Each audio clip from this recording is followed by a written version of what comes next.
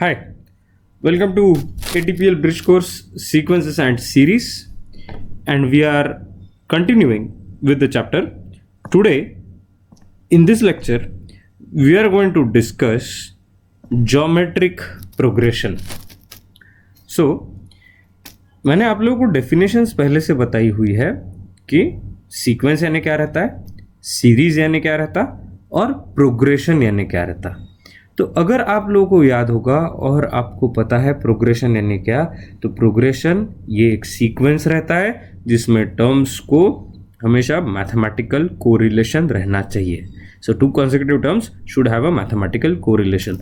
In case of AP, if you remember how we wrote AP was always written as A, then A plus D, then A plus 2D and so on.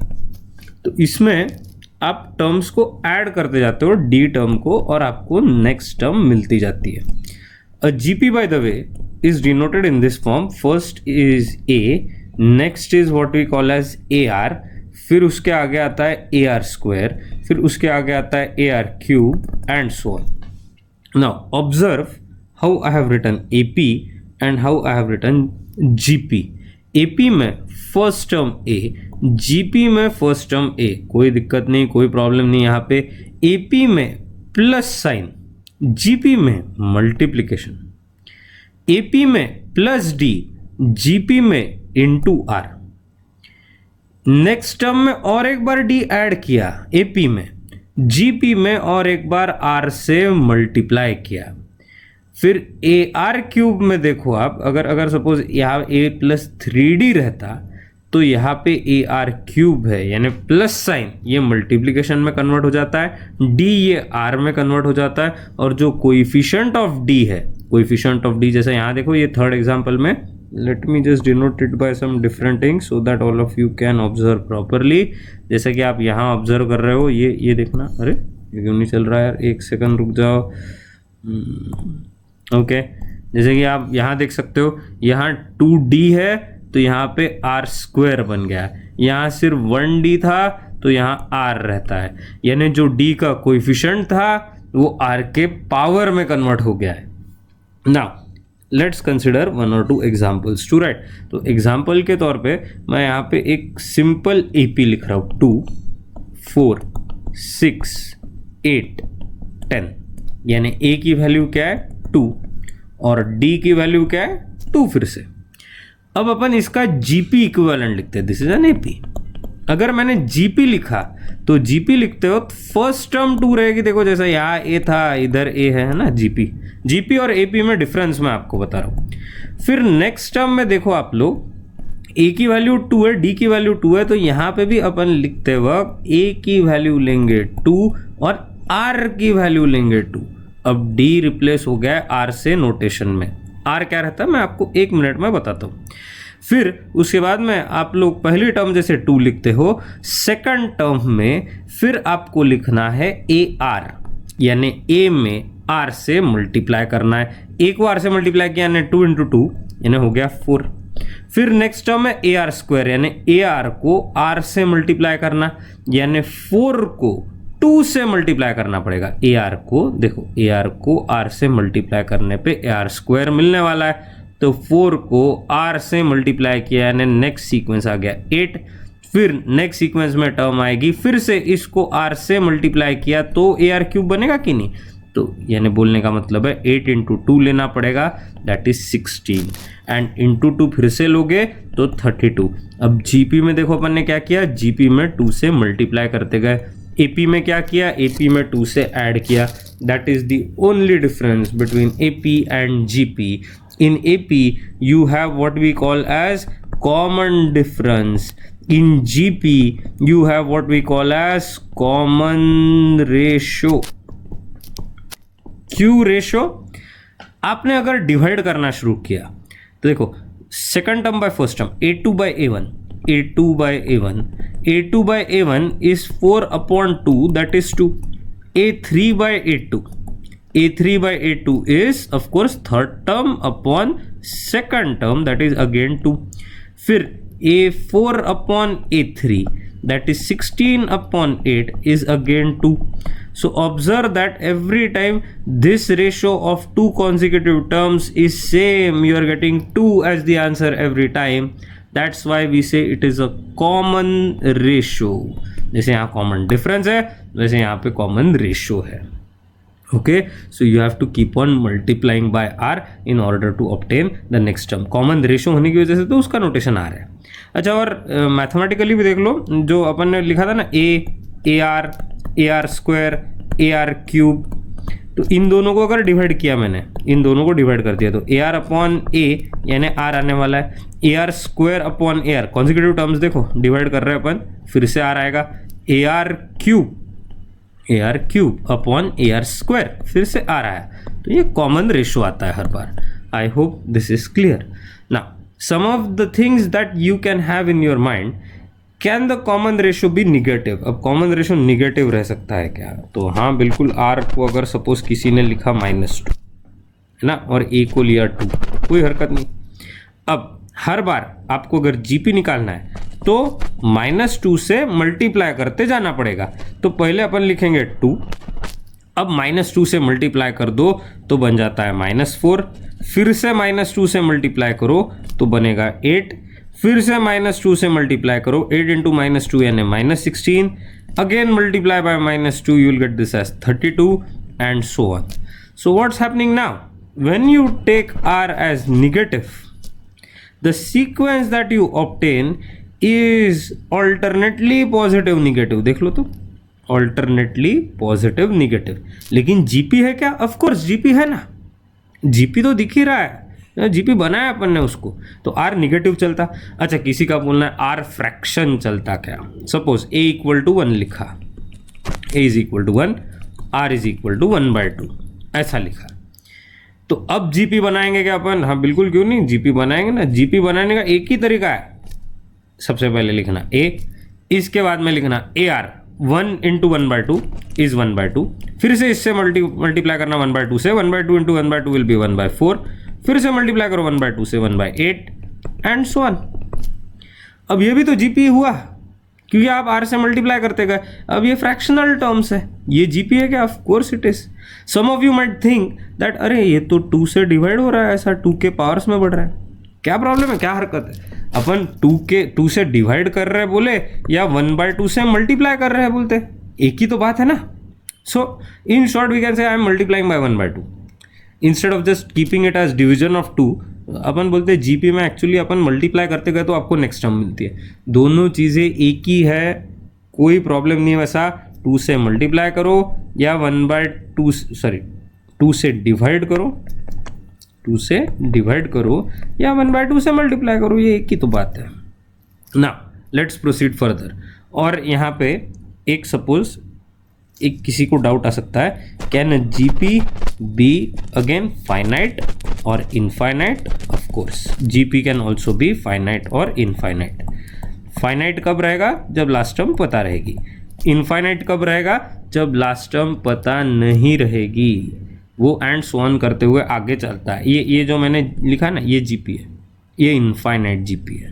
This is infinite GP, क्योंकि मैंने and so on लिख दिया. कहाँ रुकेगा मुझे नहीं पता, वो इन्फिनिटी पे रुकने वाला है. This is infinite GP. अब ये देखो तो ये सीक्वेंस, ये वाला मैंने हाईलाइट किया, 32 तक रुक गया है, यानी मुझे पता है 1 2 3 4 5 टर्म्स है. So this is what we call as a finite GP. तो सबसे इंपॉर्टेंट बातें यहाँ पे क्या है ध्यान में रखने वाली?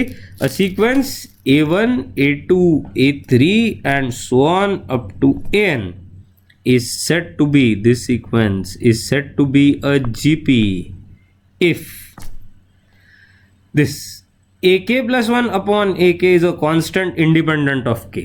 अब ये थोड़ा सा तकलीफ होती है ये समझने को, ऐसा AK plus 1 upon AK क्या है वगैरह, ये कौन सी नई बातें हैं, कुछ नहीं. ये वही है जो मैंने आपको यहाँ लिख के बताया. AR upon A, A2 by A1, A3 by A2, A4 by A3, you get a constant. You get a constant every time, independent of which terms you are taking. एक constant R मिल रहा है, वो same constant आपको मिल रहा है. Okay, such a constant is called as common ratio and is denoted by R. यहाँ छुप गया बेचारा वो, and is denoted by R, right? I hope you have understood the concept of GP. So what is geometric progression? Geometric progression, of course, is a sequence where there is a common ratio between two successive terms. दो successive terms में common ratio है. अगर मैंने आपको एक last example ले लेते हैं, अगर मैंने आप लोगों को बोला कि a इक्वल टू 2 लो और सपोज r इक्वल टू ले लो 3, तो आप एक सीक्वेंस बना सकते हो क्या जीपी का? 4 टर्म सिर्फ निकालने हैं तो ठीक है, कोई प्रॉब्लम नहीं, अपन 4 टर्म्स निकाल सकते हैं.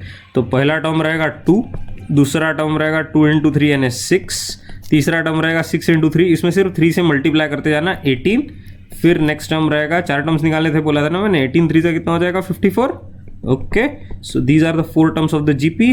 Very simple, you can create any GP using this principle. Okay, now let's proceed further. So let's talk about general term of a GP. अब general term of a GP अगर निकालना है आप लोगों को, तो पहले अपन बात करते हैं फर्स्ट टर्म कैसी थी. A1 was actually A. A2 याद करो मैंने क्या लिखा था A2 को. ये some of you are thinking properly, मुझे ऐसा फील हो रहा है एकदम से, आगे फ्यूचर फील होता है, बाप रे. A2 is AR, A3 is AR square, A4 is of course AR cube. अब AP का ही ये भाई है, जीपी आने का ज़्यादा फर्क नहीं उन दोनों में, लेकिन सिर्फ मल्टीप्लिकेशन और कॉमन डिफरेंस और कॉमन रेशो, ऐसे 2 फंडे यहाँ अलग लगते हैं. तो अगर आप लोगों ने देखा उसमें जैसा था ना AP में था A plus n minus 1 into D, ऐसा था, है ना. तो जैसा A2 था उसको लिखते थे A प्लस डी, A3 था उसको लिखते थे A प्लस 2D. आप जितना कंपेयर करोगे ना AP से, उतना अच्छे से आप लोग को ये जमने लगेगा. देखो A1 was just A of course, तो इसमें फर्स्ट टर्म का तो कोई वांधा ही नहीं है. A2 बन जाता है AR, A3 बन जाता है AR स्क्वायर, A4 बन जाता है AR क्यूब, A10 क्या बनेगा सोचो तो, A10 फिर से मुझे थोड़ा फील हो रहा है कि आप लोग बराबर सोच रहे होंगे, AR टू द पावर 9. अच्छा A20 क्या रहेगा? A20 of course AR to the power 19. एक रैंडम लेते A790, that is going to be AR to the power 789. So what is the value of AN then? Any general term is then represented as AR to the power. सिर्फ 1 से तो power कम करनी है ना, इधर 1 से power कम करनी है जनरल टर्म में. कितना चिल्लर है ये, यानी क्या आएगा, AN क्या आ जाएगा, AR to the power n minus 1. I hope you are understanding this particular concept. So for a GP with A as the first term and R as the common ratio, any general, that is nth term, can be given by AN is equal to, देखो अपन ने किया तब भी ये AR to the power n minus 1. अभी GP में वैसे बहुत यानी कॉन्सेप्ट्स बहुत नए, बहुत सारे आपको दिखने वाले हैं, लेकिन अभी के लिए मैं आपको रिकमेंड करूँगा कि अपन फिलहाल एकदम आराम से चलेंगे. एक प्रॉब्लम टाइप कवर करते जाएंगे हर क्लास में. Will take like 7 to 8 classes of GP so as to understand everything in this. But before that let's see some properties of GP. थोड़े प्रॉपर्टीज ऑफ जीपी देखते हैं. चलो पहला, if all the terms of a GP are multiplied और divided by same, multiplied और divided by same non-zero constant, then the sequence remains a GP with same common ratio. अभी ये क्या बात हुई, अभी चलो देखते हैं. इसमें पहले तो आप लोगों को पता ही है, अपन बोलते हैं कि मैथ्स का जितना प्रॉब्लम नहीं है उतना उससे ज़्यादा इंग्लिश का प्रॉब्लम रहता है लोगों को, है ना. तो इसीलिए अपन एक मस्त सा जीपी लेते. अपन ने एक जीपी बनाया था 2, फिर उसके बाद में 6 था, उसमें A equal to 2 and R is equal to 3, 2, 6, 18 and 54 बराबर. अब मेरी इच्छा हुई कि इसमें मैं मल्टीप्लाई करूँगा सपोज 5 से मल्टीप्लाई करते हैं. तो पहली टर्म रहेगी 10, दूसरी टर्म रहेगी 30, तीसरी टर्म रहेगी कितना 90, और लास्ट टर्म रहेगी 54 इंटू 5 यानी कितना आता इज इट 270? ओके, चलो यहाँ कॉमन रेशो देखते हैं। ये अपना जीपी था GP1 और ये GP2 है। GP1 में मैंने क्या रखा, A=2, R=3, और GP2 में मैंने इसी सीक्वेंस को मल्टीप्लाई बाय 5 कर दिया, क्योंकि उसने बोला था ना मल्टीप्लाइड और डिवाइडेड, है ना, by same non zero constant है ना 5, then the sequence remains a GP. चलो चेक करते हैं जीपी है क्या ये। 30/10 यानी रहेगा 3, 90/30 यानी फिर से रहेगा 3, 270/90 यानी फिर से रहेगा 3। So are you getting a common ratio? Yes, you are. So is this sequence a GP? Yes, it is. And one last thing, is the common ratio same as that of the previous GP? Yes, it is. So you are getting the same common ratio. Property 1 सबको समझ में आ गई होगी। एक GP में अगर अपन multiply या divide करते हैं एक सेम नॉन जीरो कांस्टेंट से, तो सीक्वेंस जीपी ही रहता है। चलो नेक्स्ट देखते हैं, नेक्स्ट प्रॉपर्टी। आगे तो बढ़ना ही पड़ेगा अपने को। Reciprocal of the terms of a given GP form a GP again. Okay, so let me just remove so that all of you just understand all of this कि क्या है, कैसे आगे बनने वाला है। Okay, now let's look at this. So reciprocals of terms of a given GP form a GP. तो मैं यहाँ सबसे पहले एक काम करता हूँ कि एक जीपी लिखता हूँ मस्त पैकी। 2 4 6 नहीं, 6 कहाँ से आएगा, वो तो एपी बन गया। 2 4 8 60, ऐसे 4 टर्म्स का लिखते हैं। अब यहाँ पे नेक्स्ट स्टेप में मैं लिख रहा हूँ रेसिप्रोकल्स ऑफ टर्म्स, यानी 1/2 यानी 1/4 यानी 1/8 1/16। अब मुझे ये चेक करना है कि ये एक जीपी है क्या। हाँ, ये एक जीपी है ना। इस 1/2 में अगर मैंने 1/2 से मल्टीप्लाई किया तो 1/4 मिलता कि नहीं। इस 1/4 में 1/2 से मल्टीप्लाई किया तो 1/8 मिलता कि नहीं। इसमें अगर 1/2 से मल्टीप्लाई किया तो 1/16 मिल रहा है। So you are getting a GP again. Common ratio भी चेक कर लो तो 1/4/1/2 ये कैंसल आउट हो गया, यानी 1/2 आया। 1/8/1/4 ये कैंसल आउट हुआ, फिर से 1/2 आया। 1/16/1/8 ये कैंसल आउट हुआ, फिर से 1/2 आया। तो कॉमन रेशियो मिल रहा है, and that's why reciprocals of the terms of a given GP again forms a GP. Right, now let me again remove this. थोड़ा साफ सुथरा एक्सप्लेनेशन करने के लिए भी अच्छा लगता है फिर। Right, okay, let's look at the next part. इसमें दिया हुआ है if each term of GP is raised by the same exponent, the resulting sequence is also a GP। क्या बात है, बहुत बढ़िया। चलो एग्जाम्पल लेते हैं। पहले तो मैं थोड़ा हाईलाइट कर देता हूँ मुझे जो करना था। If each term of a GP is raised bye same exponent, the resulting sequence is also GP. Exponent यानी पावर। तो जैसे 1 2 4 8 बराबर जीपी है 1 2 4 8। हाँ, 2 से मल्टीप्लाई करते गए तो नेक्स्ट टर्म मिल रही है अपने को 1 2 4 8 इज अ जीपी। चलो एक काम करते हैं, इसको ना थर्ड पावर पे चढ़ाते हैं। थर्ड पावर पे सब लोगों को। If each term of the GP is raised bye same exponent, third power पे चढ़ाओ इसको 1। 2 क्यूब बन जाएगा, यानी 1 cube 2 cube 4 cube and 8 cube बराबर। अब it means every term is raise to same exponent बराबर है। 1 cube will remain 1, 2 cube will be 8, 4 cube will be 64 and what is 8 cube 8 into 8 into 8 कितना रहेगा, it is going to be 512। चलो check करते हैं, तो ये जीपी है क्या, चेक करते हैं। 8/1 यानी 8, 64/8 यानी 8 again, 512/8 sorry 512/64 512/64 that is 8 again, है ना, कैंसल आउट होकर 8 टाइम्स ही मिलेगा। So is there a common ratio? Yes, there is. So is the sequence a GP? Of course it is. है ना, GP है, राइट? चलो आगे बढ़ते हैं फिर नेक्स्ट पार्ट पे. Okay, let's consider the next property.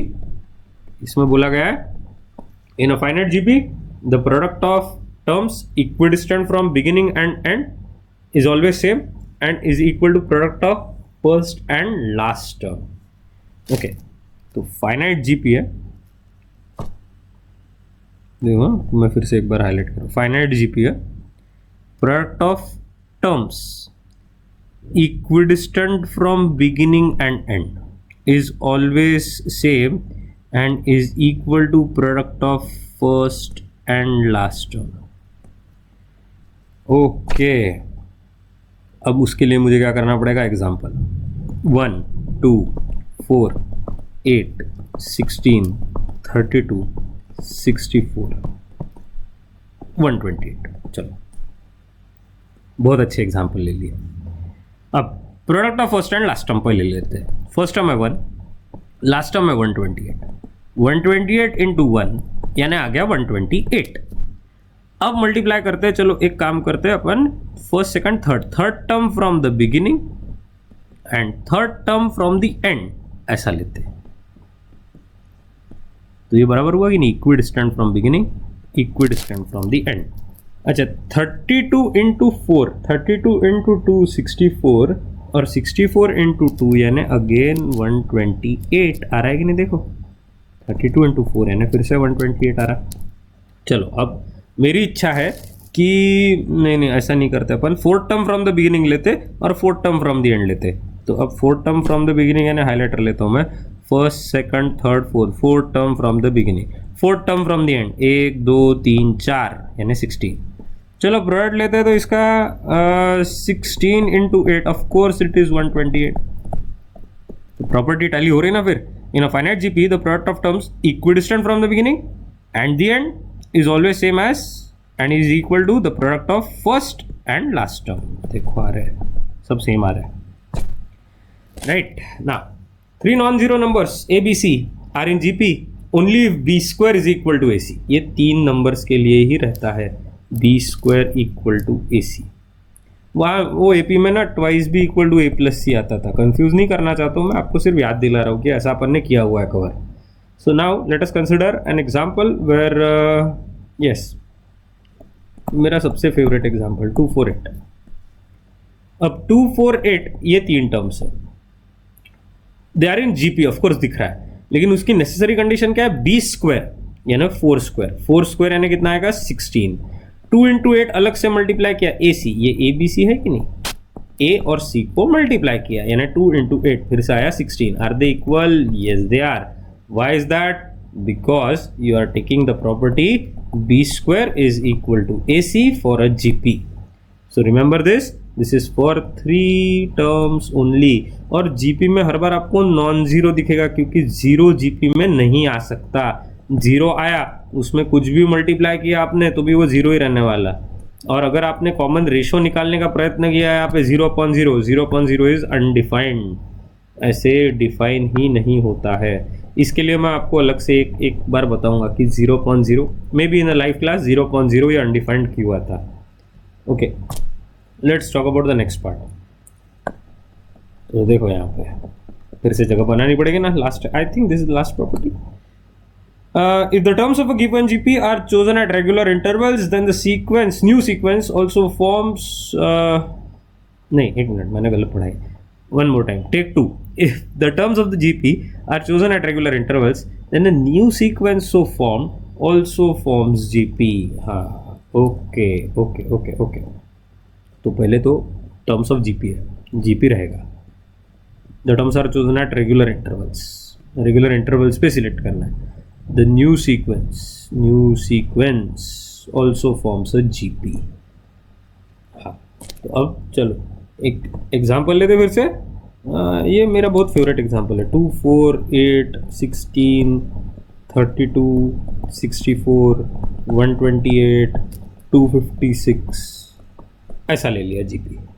Okay, तो ये जीपी सिलेक्ट करने के बाद में इसमें अपन इक्विडिस्टेंट टर्म लेते हैं।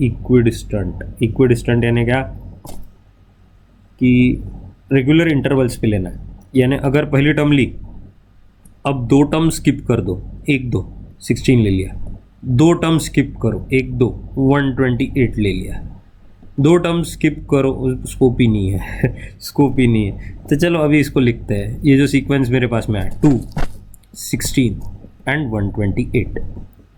ओके, वैसे ये 3 टर्म्स है तो इसमें B square equal to A सी वाली प्रॉपर्टी भी लगनी चाहिए, तब जाके वो जीपी बनेगा। अपन बोल सकते हैं बी स्क्वायर यानी 16 स्क्वायर यानी रहेगा 256, a into c 2 into 128, again the result is 256। Are they equal? Yes, B square equal to A C form हो रहा है क्या? हाँ। जीपी रहेगा क्या? एब्सोल्युटली जीपी रहने वाला है।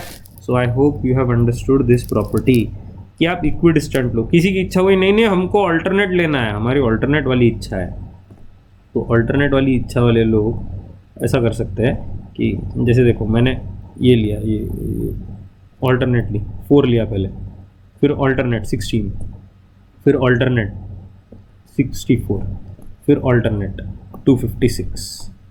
Now if I right these terms 4 16 64 and 256, तो 4 में 4 से मल्टीप्लाई किया 16 मिलता, 16 में 4 से मल्टीप्लाई किया 64 में 4 से मल्टीप्लाई किया 256। Is this a resulting sequence as GP? Yes, of course it is, it's a GP. So ये प्रॉपर्टी प्रूव हो रही है for these examples also.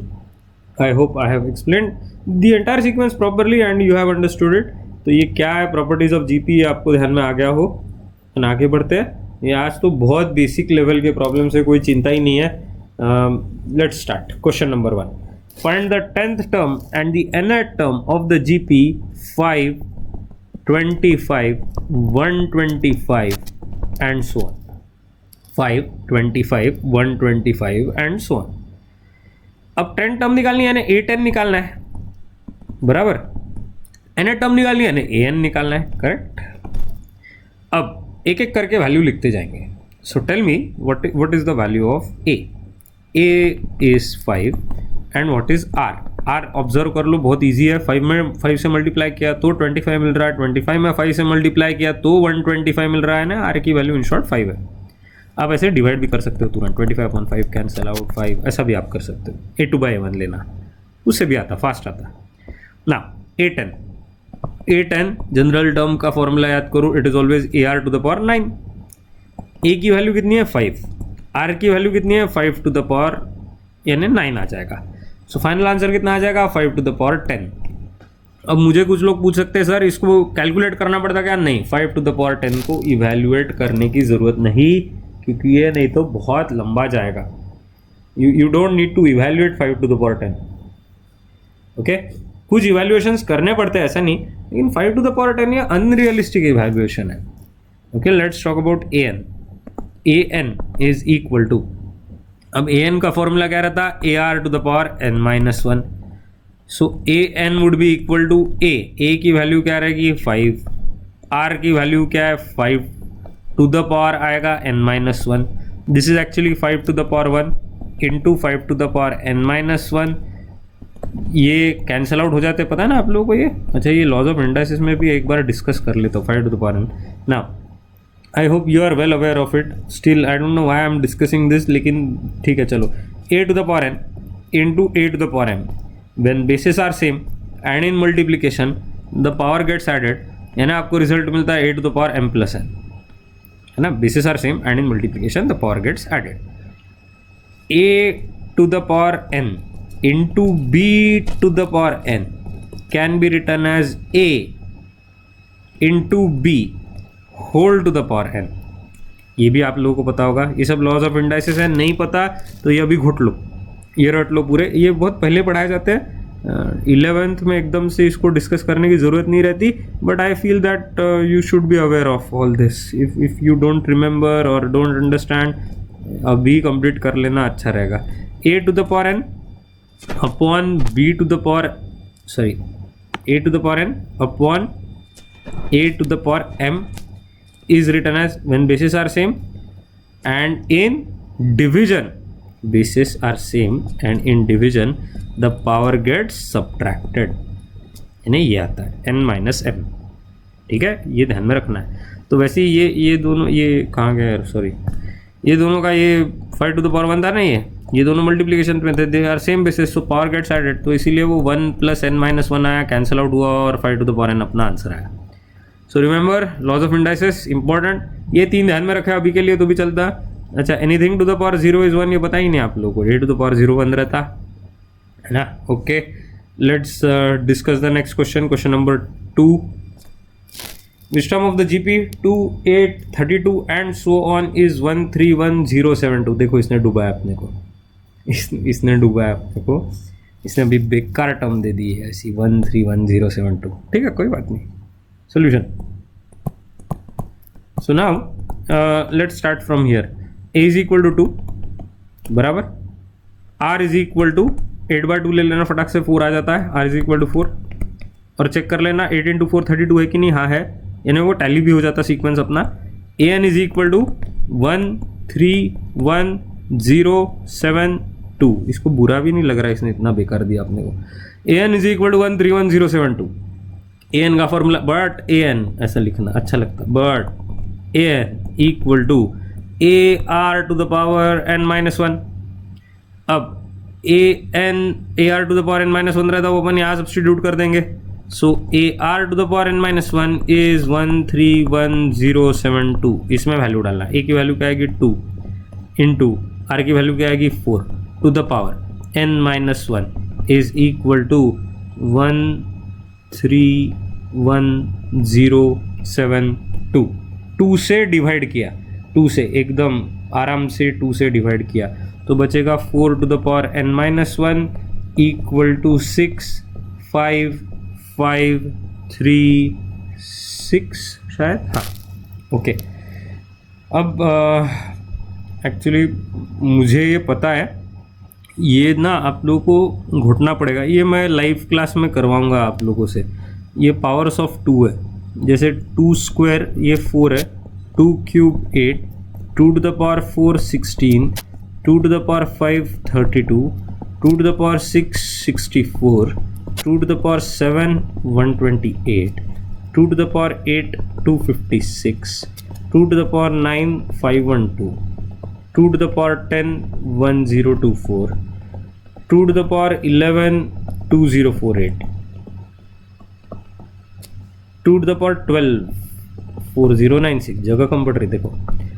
2 to the power 13 will be 8192, 2 to the power 14 यानी 8192 into 2, ये मुझे भी करना पड़ता है फिर। 2 to the power 14 is actually 16384, देखो कितनी तकलीफ होती, लेकिन ठीक है। 2 to the power 15, अब ऐसा तो नहीं कर सकते अपन कि पूरा ये घुट के रखेंगे। 2 to the power 15 will be multiplication with 2 3 2 7 6 8 and 2 to the power 16 jackpot into 2 कर लेना इसको, 65536। हाँ यार ना, ये दिख रहा है ना। तो 2 और 3 के पावर थोड़े से घुटने पड़ते हैं, इतना नहीं रटना, मैं स्टूडेंट्स को जनरली यहाँ तक के रटने के लिए बताता हूँ, 2 to the power 12 तक। इससे कैलकुलेशन बहुत फास्ट हो जाती है जीपी में। ओके, सो ये 2 to the power 16 की वैल्यू आई। 4 to the power n - 1 is equal to 2 to the power 16। अब 2 to the power 16 को क्या लिख सकते हैं अपन, 4 to the power n - 1 देखो यहाँ पे is equal to 2 to the power 2 whole to the power 8, बराबर लिखा कि नहीं देख लो। 2 to the power 2 whole to the power 8 यानी एक्चुअली ऐसा है, a to the power n to the power m is always a to the power m into n, ये ऐसा मल्टीप्लाई होता पावर। ये लॉ ऑफ इंडाइसिस और ये मैंने यहाँ अप्लाई किया, देखो 16 को ब्रेक किया एज 2 into 8 और इसीलिए मैंने ऐसा लिख लिया इसको। अब 4 to the power n - 1 is equal to 4 to the power 8, मस्त आया अभी। Now the bases are same, there is an equal to sign, so can we equate the powers, absolutely we can. n - 1 is equal to 8 और बड़ी मेहनत से अपना answer आया n equal to 9। I hope the solution is clear. So 131072 ऐसी विचित्र दिखने वाली term 9th term of the GP है। Okay, Now, question number 3. In a GP, third term is 24, sixth term is 192. Find the 10th term. Question number 2 was an exception. इतने calculations generally नहीं रहते. जानबूझ के मैंने यानी वो क्वेश्चन दिया हुआ है और जानबूझ के वो CBSE बोर्ड वालों ने, स्टेट बोर्ड वालों ने वो क्वेश्चन रखा हुआ है अपने बुक्स में कि उनको तकलीफ देनी रहती स्टूडेंट्स को एक आधे क्वेश्चन में कैलकुलेशन बेस. कोई बात नहीं, ठीक है. In a GP third term is 24 यानी A3 ये 24 है एंड सिक्स टर्म इज 192 यानी A कितना 6 इज 192. ओके. ना फाइंड द 10th टर्म निकालना है. अब 10th टर्म GP के लिए क्या क्या लगता है बताओ तो. GP के लिए लगता है A और लगता है R. A है क्या अपने पास में? नहीं है. R है क्या अपने पास में? नहीं है. तो फिर A और R रखते हैं, सिर्फ उनको नोटेशन वाइज है ना. So what we can do here is we can consider the first term as let अपन बोलते हैं let first term equal to A and common ratio equal to R. तो यहाँ पे A3 को क्या लिख सकते हैं बताओ तो. A3 आप लोगों को पता है. A3 is written as AR square and that is 24. Let's call this as 1. देन A6 आपको पता है फिर से AR टू द पावर 5, एक से पावर रिड्यूस करना R की and that is 192. Let us call this as 2. इन दोनों को करना डिवाइड. हाँ डिवाइड करना पड़ता. 2 डिवाइडेड बाय 1 सिंपल है. 1 AR to the power 5 upon AR square equal to 192 upon 24. Cancel out A, cancel out R square यानी बचा R cube equal to 192 by 24. 8 आता क्या? 8 आना चाहिए. 8 हाँ 25 इंटू 8 200 और -8 करना पड़ेगा 24 के लिए. Correct. So R cube is equal to 8 यानी R इक्वल टू आ रहा है 2. अब ये भगवान की देन है ना, अपने पास में R इक्वल टू 2 आया तो. So let us use first expression 1. Put R equal to 2 in 1. Expression 1 में अगर सब्स्टिट्यूट किया ये वाले तो अपने पास में आ जाएगा A इंटू 2 स्क्वायर यानी 4 इक्वल टू 24. इससे A की वैल्यू कितनी आई? A की वैल्यू आ गई है 6. अब 10th टर्म निकालनी है. 10 टर्म निकालनी है यानी A10 निकालना है. A10 का फॉर्मूला रहने वाला AR टू द पावर 9 यानी A की वैल्यू कितनी है? A की वैल्यू है 6 into R to the power 9 यानी 2 टू द पावर 9. अब 2 टू द पावर 9 वीडियो में पीछे जाके देख लो. 2 टू द पावर 9 रहता 512. अच्छा तो 6 इंटू आ गया 512 यानी फाइनल आंसर आने वाला है. थोड़ा कैलकुलेट करके देख लो. That comes out to be 3072. Okay. Calculations है थोड़े से जीपी में बट ठीक है, इंटरेस्टिंग पोर्शन है. यानी एपी मोनोटोनस हो जाता है, जीपी में थोड़ी सा वेरिएशन रहता है. So final answer is 3072. I hope you have understood this problem and you have understood it properly कि मैंने कैसे सॉल्व किया है. अब फिर से एक बार रिविजिट कर सकते हो इस सेक्शन को अगर देखना है तो, क्वेश्चन नंबर 3 को. ना I have taken a lot of examples here so that you understand the procedures. Question number 4 देखो. Find the 12th term of the GP whose 8th term is 192 and common ratio is 2. Okay, ठीक है. तो चलो solution से start करते हैं. For solution you need to find 12th term of the GP. A12. 8th term is 192. A8 is 192. A8 is 192 and common ratio R ये 2 है. ठीक है. फिर से पेशेंस वाला काम है. आंसर आने वाला पहले A8 को क्या लिख सकते हैं? AR to the power 7. अब AR टू द पावर 7 में A पता है कि अपने को नहीं. GP के लिए 2 चीज़ें चाहिए ना, A और R. R है, ये अच्छी बात है. A is unknown, keep it like that. R is 2 to the power 7 and that is equal to 192 यानी A की वैल्यू कितनी आ जाएगी देखो तो. A की वैल्यू आने वाली है A into 128 is equal to 192. So 192 divided by 128 कितना आएगा? यानी A इज इक्वल टू 64 से रिड्यूस हो जाएगा ये 64 इंटू 3, देखो 64 इंटू 3 यानी 192 आ रहा है क्या? हाँ 64 से रिड्यूस होता है ये 128 टू ज़ा ए इज़ 3/2, ए इज़ 3/2 ये आ गया। इफ़ ए इज़ 3/2 उसके बाद में आपको ए पता है, आर पता है, अरे काम जम गया ना यार। 12 टर्म ऑफ द जीपी निकालना है, A12 ऐसा निकालना है, कोई दिक्कत नहीं। A12 को क्या लिखेंगे? AR⁻11 है ना। ए की वैल्यू क्या है? ए की वैल्यू है 3/2 इंटू आर की वैल्यू है 2 टू द पावर 11। अब ये 2 टू द पावर 1 ऊपर जाएगा, या ये 2 आप कैंसिल आउट करो 2 टू द पावर 11 के साथ में, यानी ये बचा 3 into 2 to the power 10। 3 into 2 to the power 10, जैसा कि मैंने आप लोगों को पहले से बताया 2 टू द पावर 10 रहता है 1024, वो पुराने वाले वो सेक्शन में जाके देख लो। सो 1024 इंटू 3 यानी करेक्ट आंसर क्या आने वाला है? फिर से आया यार 3072। Okay, I hope this solution is clear to all of you. I have explained again, procedures are very simple, right? Let's talk about this question. अभी थोड़ा डिवीजन वाला ले लिया। Find the 20th term of the GP 5/2, 5/4, 5/8 and so on. 5/2, 5/4, 5/8 and so on. ठीक है, चलो solution A 5/2 first. Common ratio 5/2 में 1/2 से मल्टीप्लाई किया तो 5/4, 5/4 में 1/2 से मल्टीप्लाई किया तो 5/8। देखो ना, सिर्फ इसका डिनोमिनेटर ही तो 2 के पावर में बढ़ रहा है ना, यानी r की वैल्यू आने वाली है 1/2।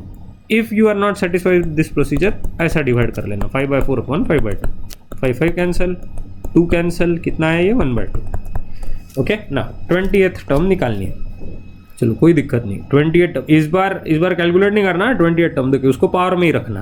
28 टर्म अगर निकालनी अपने को तो अपन लिखेंगे, ठीक है A20 will be equal to AR⁻19। A की वैल्यू है 5/2, आर की वैल्यू है 1/2, होल टू द पावर 19 है। अब 5 अपॉन 2 टू द पावर 20 आ गया, क्योंकि ये 2 टू द पावर 1, ये 2 टू द पावर 19, ये दोनों ऐड हो जाएंगे पावर्स, और 5 upon 2 to the power 20 final answer आएगा। अब इसको सिंप्लीफाई करने की हिम्मत करना नहीं, हम कैलकुलेट करेंगे, क्योंकि हमको आता, ऐसा मत करो, कैलकुलेटर है हमारे पास में, हम कैलकुलेट करेंगे, कोई ज़रूरत नहीं। 2 to the power 20 is unrealistic calculation, they don't expect that. This is the final answer. I hope you have understood this problem. Okay, now let's solve one last question. I think this is the last question. Yes, let's solve one last question. Question number 6. The 5th, 8th and 11th terms of the GP are P, Q and S respectively. Show that Q square is equal to PS. ठीक है, ठीक है, okay, prove करते इसको, कोई problem नहीं। Solution, चलो 5th term, 8th term, 11th term दिए हुए P, Q and S respectively. अब इसमें क्या नहीं दिया है ये देखो, 5th टर्म है P, 8th टर्म है Q, 11th टर्म है S, फर्स्ट टर्म है क्या? नहीं। कॉमन रेशो है क्या? नहीं। लिखना, let first term equal to A and common ratio equal to R। अभी सब कॉमन रेशियो के टर्म्स में, कॉमन डिफरेंस नहीं बोलने का अभी। So common ratio is equal to R. आगे चलो आगे फिर 5th टर्म निकालना है ना, A5 है। A5 is written as AR⁻4 and that is equal to 5th term थी P, तो ये AR⁻4 P आ गया, इसको 1 बोलना। फिर A8 दिया है Q, A8 रहता है AR⁻7 दैट इज Q, और इसको 2 बोल देना।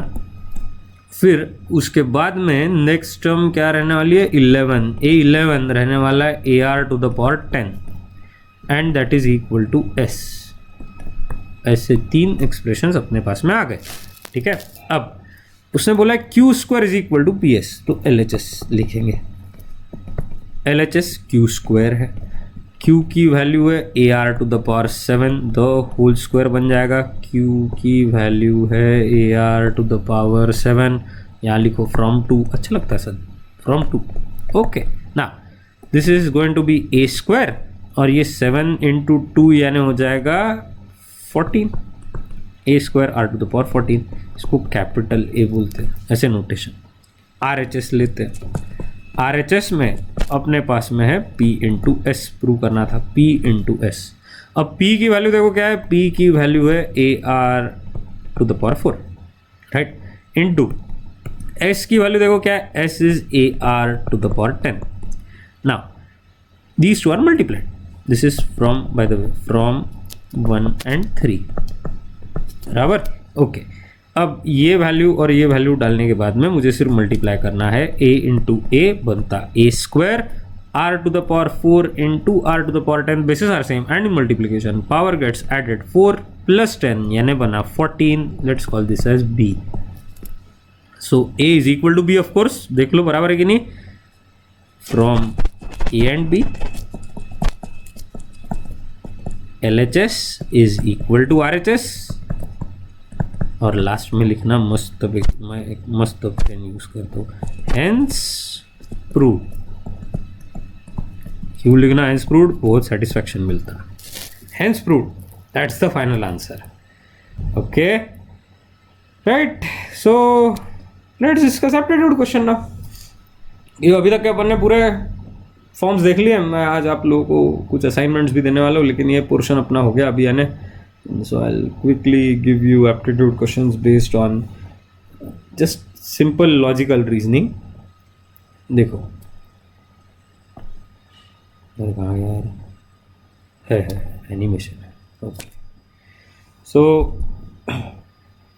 Apples and oranges riddle. So in front of you, एक second, in front of you are 3 boxes, okay, one box contains only apples, another box contains only oranges, and the last contains both apples and oranges. Currently the first box has the label apples, first box has the label apples, second oranges, third apples and oranges, ठीक है। Unfortunately, all the labels are wrong. All the labels are wrong. Your job is to fix the labels. You are not allowed to peek inside any of the boxes. अंदर झक झक के नहीं देखना. But you can ask for a sample from any box. You point to the box and you get a fruit from the box. Also mention how many attempts will you require at a minimum. कम से कम कितने attempts आपको लगेंगे to obtain the correct labels. तो थोड़ा सा English का problem रहता है ये लोगों को। तो आपके पास में क्या है मैं बता देता हूँ। यू हैव 3 बॉक्सेस, एक में एप्पल्स है, एक में ऑरेंजेस है, एक में एप्पल्स और ऑरेंजेस है, लेकिन वो बॉक्सेस बंद है, उसके अंदर के फ्रूट्स अपने को नहीं दिख रहे, उसके बाहर लेबल्स लगे हुए 3 apples oranges, apples and oranges, तीनों लेबल्स रॉन्ग है। यानी बोलने का मतलब जिसमें एप्पल है उसमें एप्पल है ही नहीं, जहाँ लेबल एप्पल का है उसके अंदर एप्पल्स रहेंगे ही नहीं। Your job is to fix the labels. How? You cannot peek into the box but you can ask for a sample. आप पूछ सकते हो कि हाँ भैया उसमें से वो निकाल के देना, तो एक ऐसा आप बोल सकते हो, ठीक है, that you can say, that you can ask. एक फ्रूट आप सैंपल करके मांग सकते हो एक बॉक्स में से, जहां पे आप पॉइंट करोगे जिस बॉक्स के ऊपर, वहां से आपको एक फ्रूट मिल जाएगा। तो आपको ऐसे कितने बॉक्सेस खोल के देखने पड़ेंगे जिससे आप करेक्ट लेबल्स लगा सकते हो एट मिनिमम, यानी कम से कम में, कम से कम अटेम्प्ट्स आपको कितने लगेंगे। तो 1 मिनट के लिए सोचो, पॉज कर लो वीडियो, और फिर मैं आपको आंसर्स देने वाला हूं, ठीक है। अभी पॉज करना होगा, तो this is the moment now. Okay, तो आप लोगों ने अभी प्रॉब्लम को ट्राई किया होगा, है ना। मैं ऐसा पॉज हो गया 1 मिनट का और मैं आगे बढ़ रहा हूँ, इस हिसाब से मैंने रखा था। तो अगर आपने ये प्रॉब्लम ट्राई किया है, then you must realise that you will get the correct answer in just 1 attempt. Minimum 1 attempt में ही आ जाएगा। तो सबसे पहले क्या करना है अपने को, we have to select a sample from the box labelled apples and oranges. अब एप्पल्स एंड ऑरेंजेस के लेबल को सिलेक्ट करना। उसके अंदर एप्पल्स और ऑरेंजेस तो रह ही नहीं सकते, है ना, क्योंकि लेबल्स गलत है। तो आपने एप्पल्स और ऑरेंजेस के लेबल को सिलेक्ट किया, डब्बे को सिलेक्ट किया, और उस डब्बे में से आपको मिला एप्पल। तो आप उस लेबल एप्पल्स एंड ऑरेंजेस को निकाल के बाजू वाले एप्पल वाले डब्बे से, आपको पता है कि वो लेबल को रिप्लेस करोगे आप with the label from apples and oranges. Let me repeat this once again, यानी थोड़ा सा एम्बिग्यूअस हो जाता है एक्सप्लेनेशन। 3 डब्बे थे, सपोज यहाँ था एप्पल्स एंड ऑरेंजेस, इस लेबल पे था एप्पल्स और यहाँ पे था ऑरेंजेस। तो आप इसमें से सिलेक्ट करोगे। इसके अंदर एप्पल्स और ऑरेंजेस तो रह नहीं सकते क्योंकि लेबल गलत है। तो अगर सपोज आपने एक फ्रूट सिलेक्ट किया, फ्रूट दो भैया, फ्रूट दो, फ्रूट दो बोला आपने, फ्रूट मिला आपको। अब फ्रूट मिलने के बाद में आपको फ्रूट मिला apple. So I know that instead of apples and oranges I am going to replace that label with apple. That is the first case that I want to tell you. I hope now it is clear, right. तो अब उसके बाद में next part ये है, since this box is label incorrectly it must contain only one fruit, जैसा कि मैंने आपको बताया, it can not have both apples and oranges. So you know this box must contain only apples, सिर्फ apples ही रहने वाले हैं, राइट। ओके, नाउ इसके बाद में अपन क्या करेंगे, इसके बाद में अपन, एक मिनट, हाँ, इसके बाद में consider the box labelled oranges. भी आप ऑरेंजेस वाला सिलेक्ट कर लो, राइट, ठीक है। अब मुझे पता है, देखो मुझे पता है कि इसके अंदर सबसे इम्पोर्टेंट बात, इसके अंदर से एप्पल निकला, राइट। अब मैं ऑरेंजेस वाला डब्बा सिलेक्ट करने वाला हूँ लेबल का, हाँ। So that can contain only oranges और इट में contain both apples and oranges. ऐसा क्यों लिखा है अभी मैंने, that can contain only oranges और इट में contain both apples and oranges? क्योंकि इस एप्पल्स एंड ऑरेंजेस वाले डब्बे से एप्पल निकल चुके थे, है ना। तो अब एप्पल इन दोनों में तो रह ही नहीं सकते, राइट। इसमें रह सकते हैं केवल ऑरेंजेस या फिर एप्पल्स एंड ऑरेंजेस। लेकिन सुनो, since the label is wrong, this label of oranges is wrong, so it must contain both apples and oranges। और एक बार, हाँ, इसमें सिर्फ एप्पल ही था, ओके। इसमें ऑरेंज वाला सिलेक्ट किया तो उसमें ऑरेंजेस, यानी आपको खोलना नहीं है, उसमें से फ्रूट देखना नहीं है आपको, हाँ। मैं सिर्फ बोल रहा हूँ कि ये लेबल को अगर आपने सिलेक्ट किया कि ऑरेंजेस वाला बोला, ओके, कंसिडर किया, इसमें से अभी आपने बोला कि चलो ठीक है, इसमें एप्पल तो नहीं रह सकता है ना, इसमें क्या रह सकता है, इसमें रह सकता है ऑरेंज, एक मिनट मुझे पेन दे दो, इसमें रह सकता है ऑरेंज या फिर एप्पल्स एंड ऑरेंजेस। लेकिन इसके बाहर लेबल ऑरेंज है ना, यानी ऑरेंज तो रहना ही नहीं चाहिए क्योंकि लेबल गलत है, यानी ये है एप्पल्स एंड ऑरेंजेस। अब ये अगर एप्पल है और ये अगर एप्पल्स एंड ऑरेंजेस है तो बचा सिर्फ ये एप्पल का लेबल अपन हटा के इसको ऑरेंजेस से रिप्लेस करने वाले, ताकि सब लेबल्स बराबर लग जाए। Okay, this means the box label Apple contains only oranges. देखो मैंने अभी बताया एप्पल वाले डब्बे पे ऑरेंज ही है, ओके, राइट। हो गया क्या? हाँ, हो गया ना, पूरा क्वेश्चन ही हो गया था। So that's the end of today's lecture. I hope you have understood it.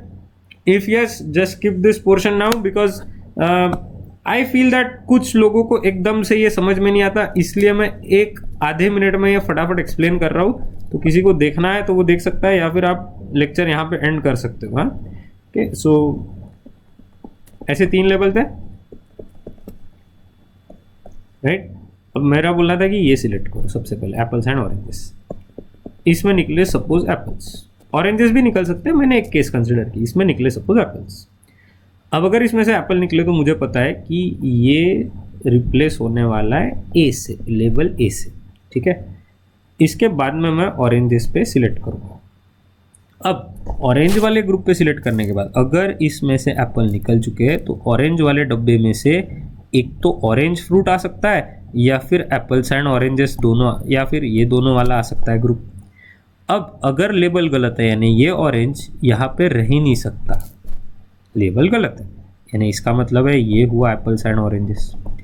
तो ये लेबल करेक्टली एप्पल हो गया है, ये label correctly apples and oranges हो गया है। तो इस लेबल को हटाया, यहाँ पे ऑरेंज लगा दिया, क्योंकि इसका लेबल गया था इधर, इसका लेबल गया था इधर, नेचुरली इसका लेबल आ जाएगा इधर। तीनों लेबल्स बराबर लगा लिए and that's the end. So this is end of lecture. I hope you have enjoyed it. If yes, do like and subscribe. Bye for now.